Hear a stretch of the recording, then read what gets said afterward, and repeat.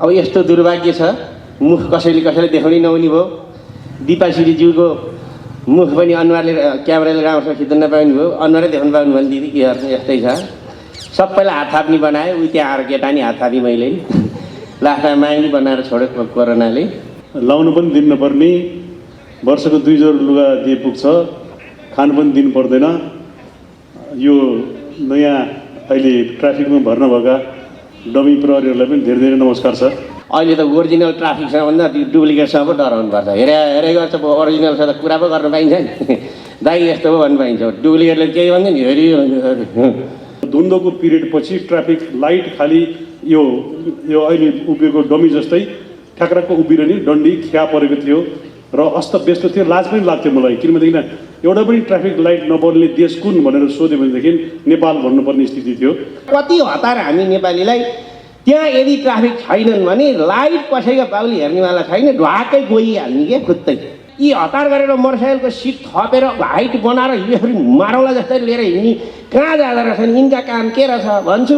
3 कुनेमा डोजरले माटो खने हेरेर बस्दो रहेछन्। मलाई यस्तो लाग्छ कि काठमाडौँको मोटरसाइकल भनेको झिङ्गा जस्तो लाग्छ मलाई। यताबाट पनि हिँड्छ, यताबाट पनि हिँड्छ, उसलाई नियम कानुन केही पनि मान्नु पर्दैन।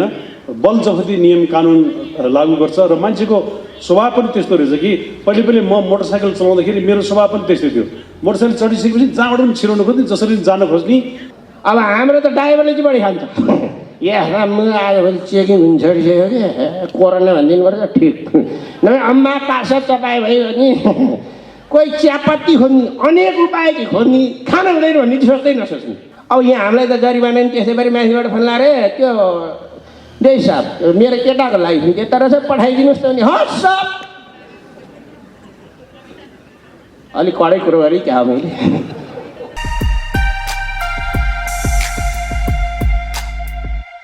जय नेपाल, जित्यो नेपाल। यो निकाली यति राम्रो कार्यक्रम भएको छ, अनुहार देख्न नपाउनु, गफ गर्न नपाउनु।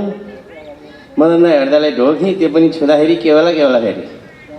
बेलुका घर पिएर रन्न जरा आयो भने जितुले नि सहिरहेको थियो, कहाँ पुग्यो भन्ने भयो भने टाढैबाट दर्शन गरेँ दिवादीलाई पनि।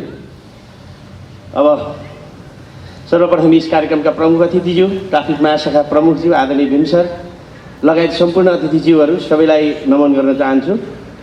म प्रहरीमा जाहिर खानालाई मेरो हाइटले पक्कै पनि साथ दिँदैन थियो, तर यो अभियानलाई चाहिँ मैले यति गर्ने अवसर पाएँ, यसको लागि एकदम धन्यवाद भन्न चाहन्छु। पासपोर्ट साइजको फोटो हेरे जस्तो भएको होला म यहाँ बसेर। अब यस्तो दुर्भाग्य छ, मुख कसैले देखाउनै नहुने भयो। दिपा श्रीज्यूको मुख पनि अनुहारले क्यामेराले राम्रोसँग खिच्न नपाउने भयो, अनुहारै देखाउनु पाउनु भने दिदी के गर्नु, यस्तै छ। सबैलाई हात थाप्ने बनायो, उही त्यहाँ आएर केटा नि हात थापी मैले लास्टमा माग्ने बनाएर छोड्यो कोरोनाले। यही महामारी बिचमा पनि यो कार्यक्रम भएकोमा एकदम धन्यवाद। घरबाट निक्लिने बेला छोराले होइन ए बाबा अनि बाहिर ननिक्लिने भने होइन भनेको, अनि बाहिर निक्लिँदा गाली गर्ने नि प्रहरी नि हो, बोलाउने नि प्रहरी नि हो, हिँड भाइ भनेर आइयो। अब अरू लामो कुरा त के गर्नु, ट्राफिक व्यवस्थापनमा एकदमै नयाँ कामहरू भइरहेका छन्। अहिले त ओरिजिनल ट्राफिकसँग भन्दा त्यो डुप्लिकेटसँग पो डराउनुपर्छ। हेरे गर्छ, ओरिजिनल छ त कुरा पो गर्न पाइन्छ नि। दाइ यस्तो पो भन्नु पाइन्छ, डुप्लिकेटले केही भन्दैन नि। हेरी अब त्यहाँमाथि उहाँहरूको आवाज हाम्रै रहेछ, यो मन्त्रीले केही काम पाएन छ, बाटामा कराउनु थालेछ भन्ला नभए। अघि भीम सरले भने जस्तै अब यो सुनेर मनन गरिदिएर यो अभियान कति राम्रो ल्याएको रहेछ, हामीले बिर्सेका कुरा सम्झाइदिन लागेछन् है। हामीले त कति गल्ती पो गरिराखेका छौँ, भन्ठाने त ठिकै हो, तर हाम्रा नेपालीका मनले, हाम्रा दिमागले भन्ठान्ला जस्तो चाहिँ मलाई लाग्दैन। कति पटक अब गाडी मोटरसाइकल चलाइन्छ।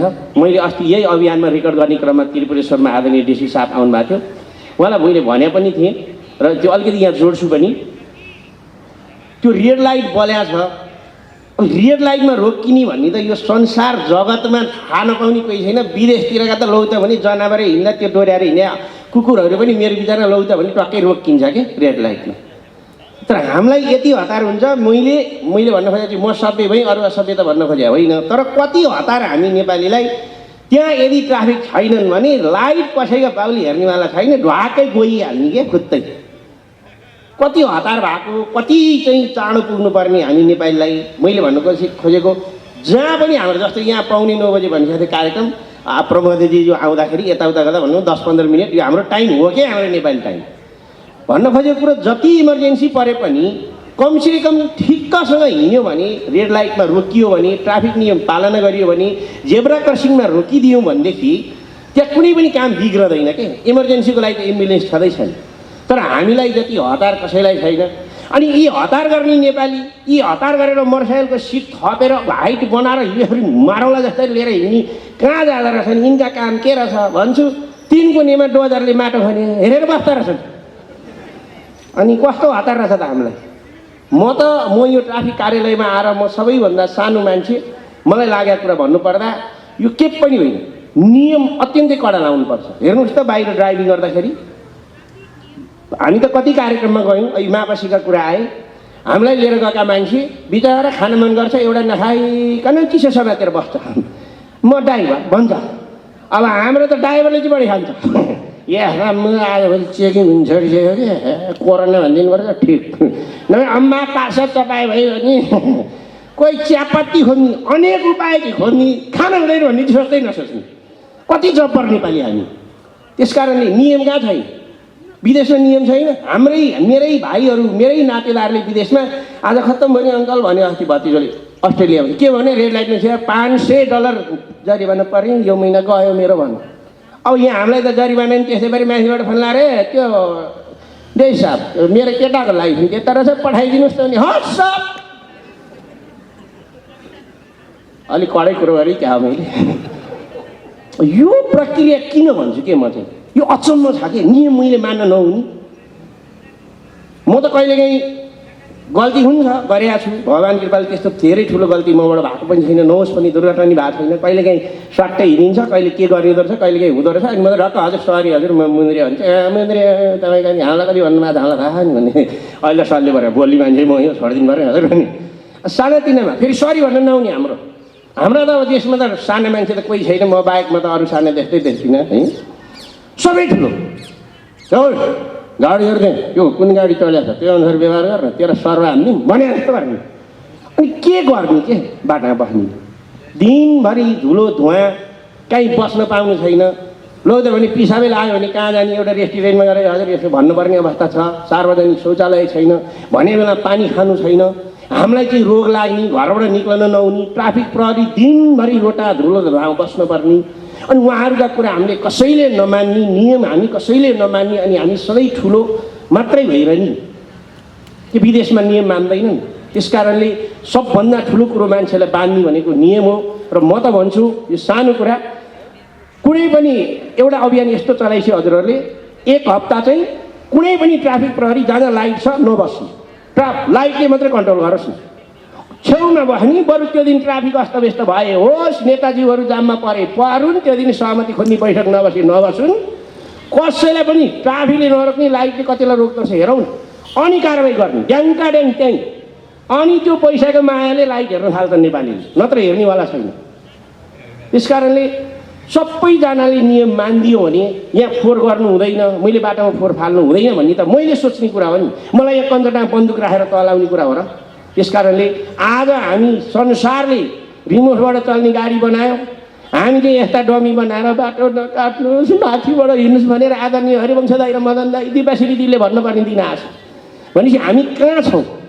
त्यसकारण हामी नेपाली जनताले एटलिस्ट नियम कानुन ट्राफिकका लगायत सबै नियम कानुनमा बसौँ सवारी चलाउँ हुन त अब नियम कानुनमा बसेर सबै सिस्टम हुँदा पनि दुर्घटना त भएका छन् दुर्घटना हुन्छन् दुर्घटना कसरी चाहेर हुने कुरा होइन तर कम गर्न सकिन्छ र नियम मान्नुपर्ने हामी सबैको दायित्व हो र मैले पनि कुनै पनि नियम मानेको छुइनँ गल्ती गरेको छु भने मैले पनि त्यो अनुसारको सजाय भोग्नै पर्छ भन्दै अन्त्यमा योभन्दा अगाडि अर्को एउटा अभियानमा पनि म धेरै अभियानमा जोडिराखेको छु मनोज गजुरेलज्यू र म थियौँ हाम्रो माननीय गृहमन्त्रीज्यू पनि हुनुहुन्थ्यो त्यतिखेर त्यस्तै कार्यक्रम गरेर निकै भाइरल पनि भएको छ सामाजिक सञ्जालमा त्यही सवारीकै कुरो गरेका थिएँ सवारी चलेपछि चाहिँ बाटोमा बसेका ट्राफिक सरहरूको चहल पहल देखेर म जिलै खान्छु आमामामामा पुलचोकबाट मन्त्रीज्यूले कोट लाउनु भएको छैन यहाँ मन्त्रीज्यूले कोट लाए त हुन्छ त नहुनु अनि मन्त्रीज्यू कहाँ जानुहुन्छ सहमति खोज्न आज हुँदैन फेरि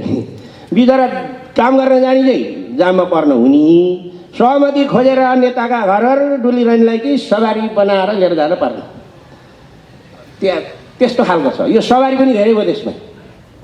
त्यसकारण सवारीले पनि कहिलेकाहीँ जाममा पर्न हुन्छ, किनभने नियम मान्न पर्छ। त्यो अभियान एक प्रकारको त्यो थियो। मैले कुरा गरेको थिएँ र मेरो आदरणीय मामा, मैले जोड्न खोजेको मनोज गजरेलाई म मामा भन्छु, जो अहिले कोभिडको सङ्क्रमणबाट उपचार गराइरहनु भएको छ। म शीघ्र स्वास्थ्य लाभको कामना गर्छु।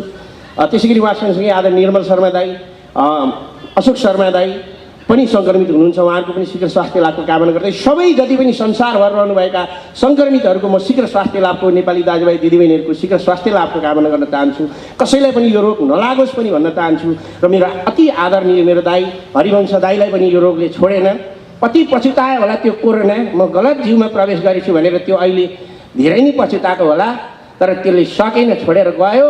तँ अब आइन्दा कसका शरीरमा छिर्दो रहेछ हेरौँ हामी पनि। मान्छे चिनेर मात्रै छिरेस्, तँलाई कुन दिन हामीले त्यो औषधि निकालेर सुई रोपेर ठिक पार्नुपर्छ त्यो हामीलाई थाहा छ। त्यस कारणले दाईलाई बधाई दिन चाहन्छु। र कोही पनि आजका दिनबाट म भगवान्सँग प्रार्थना गर्छु कोभिड सङ्क्रमित बढेको देख्न नपरोस्, ट्राफिक नियम हामी सबैले पालना गरौँ भन्दै आदरणीय दिवा दिदी, मदन दाई, हरि दाई लगायत यत्रो सरहरूको अगाडि मलाई सुरुमै यो बोल्ने अवसर दिनुभयो। यो अभियानमा मलाई सरी गराउनुभयो। भीम सरले मलाई सधैँ सम्झिनुहुन्छ। आदरणीय ट्राफिक सरहरू सबैलाई एकमुष्ट जय नेपाल साथ भन्न चाहन्छु। Thank you very much. लाउनु पनि दिनु नपर्ने, वर्षको 2 जोर लुगा दिए पुग्छ, खानु पनि दिनु पर्दैन। यो नयाँ अहिले ट्राफिकमा भर्ना भएका डमी प्रहरीहरूलाई पनि धेरै धेरै नमस्कार छ। विगत केही वर्ष नेपालको ट्राफिक सिस्टम कहाली लाग्दो थियो र अहिले पनि सवारी सङ्ख्याको हिसाबले र सडक साँगुरो सडक र सडकको लम्बाइको कारणले हाम्रो देशमा यति धेरै, विशेष गरी राजधानीमा यति धेरै गाडीको चाप छ। अहिले जोर बिजोर प्रणाली लागू गर्दाखेरि बल्ल अलिकति खुकुलो भएको जस्तो छ। भनेपछि हामीलाई आधी गाडी बढी भएको रहेछ। आधी गाडी घटाउन सक्ने सम्भावनै छैन। किनभनेदेखि मान्छे सम्पन्न भयो भनेदेखि सबैभन्दा पहिले उसले घर बनाउँछ, गाडी किन्छ, सवारी साधन जोड्छ। त्यस कारणले यसलाई नियन्त्रण गर्न सकिँदैन, सवारी साधन नकिन भन्न सकिँदैन। र सकेसम्म पब्लिक ट्रान्सपोर्टेसनलाई कसरी व्यवस्थित गर्ने र पब्लिक ट्रान्सपोर्टेसनलाई कसरी इन्करेज गर्ने, विदेशमा सकेसम्म आफ्नो भेहिकल चढ्न नपरे हुन्थ्यो र पब्लिक भेहिकलमा चढेर हिँड्दाखेरि मान्छेको इज्जत पनि बढ्छ। तर हाम्रो देशमा चाहिँ पब्लिक भेहिकल भनिसकेपछि सकेसम्म त्यहाँभित्रै पस्नु नपरोस् भन्ने मनस्थिति छ र त्यो हुनु स्वाभाविक पनि हो। किनभनेदेखि त्यो नियन्त्रणभन्दा बाहिर छ, त्यो ट्राफिक नियन्त्रणको भन्दा पनि बाहिर छ। र अहिले आएर केही समयदेखि ट्राफिकको काम गराई र ट्राफिकको भौतिक संरचनामा धेरै नै सुधार भएको महसुस भएको छ। जस्तो 10औं वर्ष 20औं वर्ष ट्राफिक लाइटको विहीन अवस्थामा थियो नेपाल र हाम्रो देशमा यो काठमाडौँ भ्यालीमा मात्रै होला यो ट्राफिक लाइट भएको र अहिले पोखरामा फाटोफुटो कुनै कुनै ठाउँमा देखिन थालेको छ। र हाम्रो देशमा यो ट्राफिक लाइट भएको चाहिँ धेरै 30-40 वर्ष अगाडिदेखि नै थियो।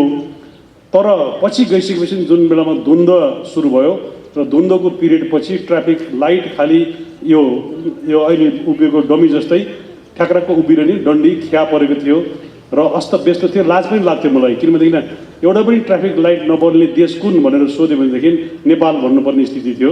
र अहिले क्रमिक रूपमा धेरै सुधार भएको छ र मैले फिल गरेको छु कि ट्राफिक जवानहरूको बोली वचनमा पनि धेरै सुधार भएको देखेको छु। र हुनु त मलाई भएर गरेको हो कि, तर मैले छड्की बुझ्दाखेरि पनि बोली वचनमा सुधार भएको छ। र सबैभन्दा ठुलो कुरो भनेदेखि बोली व्यवहार नै हो। मिठो बोलीले जसलाई पनि प्रभाव पार्न सकिन्छ, नमिठो बोली बोल्यो भनेदेखि कसैलाई टेर्नेवाला छैन। त्यस कारणले जनताले पनि ट्राफिकसँग मिठो वचन बोलिदिने। अघि जितु भाइले भन्नुभएको थियो, उहाँले बेसकन हँसाउनु पनि भयो अघि।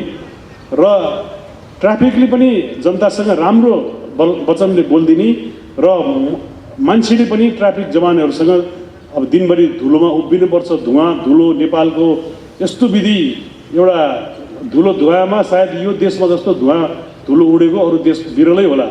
गृहयुद्ध भएको देशहरू अरू होलान् कति देशहरू, तर गृहयुद्ध नभएको गृहयुद्धबाट पन्छिसकेको देशमा यति धेरै धुलो धुवा हुँदैन होला। त्यो हामीले संसारलाई जितेको छौँ। त्यो कारणले गर्दा यस्तो परिस्थितिमा दिनभरि उभिँदाखेरि शौचालयको व्यवस्था पक्कै पनि थिएन। इजिते भाइले भन्नुभयो खानेपानीको व्यवस्था छ, एउटा ढङ्ग्रो राखिछोडा देखिन्छ र त्यो स्थितिमा काम गर्ने जवानहरू पक्कै पनि मानसिक रूपमा टेन्सन भइरहन्छ। कहिले कसले क्रस गरिदिन्छ, कहिले क्रस गरिदिन्छ। मलाई यस्तो लाग्छ कि काठमाडौँको मोटरसाइकल भनेको झिङ्गा जस्तो लाग्छ मलाई। यताबाट पनि हिँड्छ, यताबाट पनि हिँड्छ, उसलाई नियम कानुन केही पनि मान्नु पर्दैन, बल जफती नियम कानुन लागू गर्छ। र मान्छेको स्वभाव पनि त्यस्तो रहेछ कि पहिले म मोटरसाइकल चलाउँदाखेरि मेरो स्वभाव पनि त्यस्तै थियो। मोटरसाइकल चढिसकेपछि जहाँबाट पनि छिराउनु खोज्ने, जसरी जान खोज्ने, जताबाट नि छिर्न पाए हुन्थ्यो भन्ने त्यो मानसिकता हुन्थ्यो मसँग। मैले गाडी चढिसकेपछि अब मलाई मोटरसाइकलदेखि रिस उठ्न थालेको छ। अब पैदल यात्रुलाई मोटरदेखि रिस उठ्छ र मोटर चलाउने मान्छेलाई पैदल यात्रुदेखि रिस उठ्छ भनेपछि जुन परिस्थितिमा जहाँ उभियो त्यो मान्छे त्यसरी मेन्टली प्रिपेयर हुँदै जाँदो रहेछ। तर मैले मेरो आफ्नो व्यक्तिगत फिल्डमा के गर्छु भनेदेखि म सकेसम्म पैदल यात्रीलाई इज्जत दिन्छु। उहाँहरूलाई कसरी इज्जत दिने भन्ने कुरा पनि हामीले सवारी चलाउने मान्छेहरूले सिक्नुपर्दछ। र अहिले ट्राफिक प्रहरीको नियन्त्रणभन्दा पनि बाहिर मैले एउटा चिज देखिरहेको छु, त्यो चाहिँ सुधार हुन सकेको छैन। सबै देशमा यो बस रोक्ने बस स्टप हुन्छ, हाम्रो देशमा चाहिँ बस स्टप छैन। 10 रुपियाँ पाउने ग्राहक पाइयो भनेदेखि जुनसुकै बेला जहाँ पनि बस ठ्याक्कै रोकिदिइहाल्छ। पछाडि हिँड्ने आएको सवारी साधनको केही मतलबै छैन। तर त्यो नियन्त्रण गर्न गाह्रो छ, किनभनेदेखि त्यो राजनीतिक दलहरूको भातृ सङ्गठनका सदस्यहरू हुनुहुन्छ उहाँहरू धेरै जसो। र अघि जितु भाइले भन्नुभयो जस्तै त्यो मलाई यहाँ ट्राफिकमा एकचोटि मलाई यहाँ बसले हिर्कायो मेरो गाडीलाई, यही गाडीलाई। मैले त्यो गाडी कमसेकम 1 महिना चलाउनु पाइनँ। मैले चाहिँ त्यो गाडी चलाउँदाखेरि कारखानामा लगेर राख्नु पऱ्यो, बनाउनु पऱ्यो, इन्सुरेन्सको पैसा पनि मैले आफैले इन्सुरेन्ससँग पहल गरेर बल्ल बल्ल मिलाइदिएँ। नत्र म नभएको भएदेखि त्यो इन्सुरेन्सको पैसा पाउने सम्भावना थिएन। यहाँ आउँदाखेरि मलाई सबै ट्राफिक साथीहरूले मद्दत गर्नुभयो, मेरो फेभरमा लाग्नुभयो, किन मेरो गल्ती पनि थिएन। तर मैले 1 महिना गाडी थन्क्याएँ ग्यारेजमा। ट्याक्सी चढ्दाखेरि मेरो 50,000 रुपियाँ जति पैसा खर्च भयो, मैले हिसाब गरेर राखेको थिएँ। तर मलाई हिर्काउने बस आधी घन्टापछि यहाँबाट हिँडेर गयो, पेसेन्जर लिएर गयो। उसको वकिल आयो, उसको वकिलले लाइसेन्स लिने गर्ने सबै चिज वकिललाई जिम्मा लगाए, बसले फेरि यात्रु लिएर हिँडिहाल्यो आफ्नो गन्तव्यमा। भनिसकेपछि यो भातृ सङ्गठनबाट कसरी खोज्ने, यिनीहरूलाई कसरी निष्क्रिय बनाउने र यो गर्नको लागि पोलिटिकल्ली पहल कसरी गर्ने कि यो चिजमा हामी यात्रु पनि मर्कामा छन्, ट्राफिक प्रहरीलाई पनि यो रोक्नलाई हम्मी परेको छ भन्ने एउटा कुरा चाहिँ यो राजनीतिक पक्षमा नै यहाँहरूले पहल गरेर त्यो चिजलाई नियन्त्रण गर्नु जरुरी छ। म हरेक दिन देख्छु 10वटा 15वटा बस जहाँ भेटाए त्यहीँ रोकिदिइहाल्छ ट्याक्कै। र त्यो चिजलाई नियन्त्रण गर्नुपर्दछ र सबै चिज एकैचोटि हुँदैन। अहिले ट्राफिक प्रहरीको धेरै सुधारका कार्यक्रमहरू भएको छ र यसमा यहाँहरूलाई हामीले पनि केही सहयोग गर्न पायौँ। यहाँहरूले हामीलाई सहयोग गर्न जुन अनुरोध गर्नुभयो त्यसलाई हृदयदेखि हामीले स्वागत गरेर हामीले नगरे कसले गर्ने त, यो अभियानलाई हामीले सपोर्ट नगरे कसले गर्ने त भन्ने मनमा लाग्यो। र यहाँहरूको जुनसुकै अभियान होस्, जस्तोसुकै अभियान होस्, हामीलाई सम्झिनुभयो भनेदेखि हामीले यत्रो वर्ष 40-45 वर्षसम्म यो आफ्नो क्षेत्रमा गरेको कामको केही सानो नाम हामीले राख्न सकेको छौँ। त्यो नाम यस्तै सामाजिक काममा हामी प्रयोग गर्न सकौँ। यहाँहरूले हामीलाई सम्झिनुभयो, हामीले यहाँहरूलाई सहयोग गर्न सक्यौँ। म यहाँहरूप्रति धेरै धेरै आभार व्यक्त गर्दै यो अभियानमा सहभागी हुनुहुने सम्पूर्ण अभियन्ताहरूलाई म हृदयदेखि धन्यवाद ज्ञापन गर्छु। यति भन्दै म बिदा हुन्छु। धेरै धेरै नमस्कार।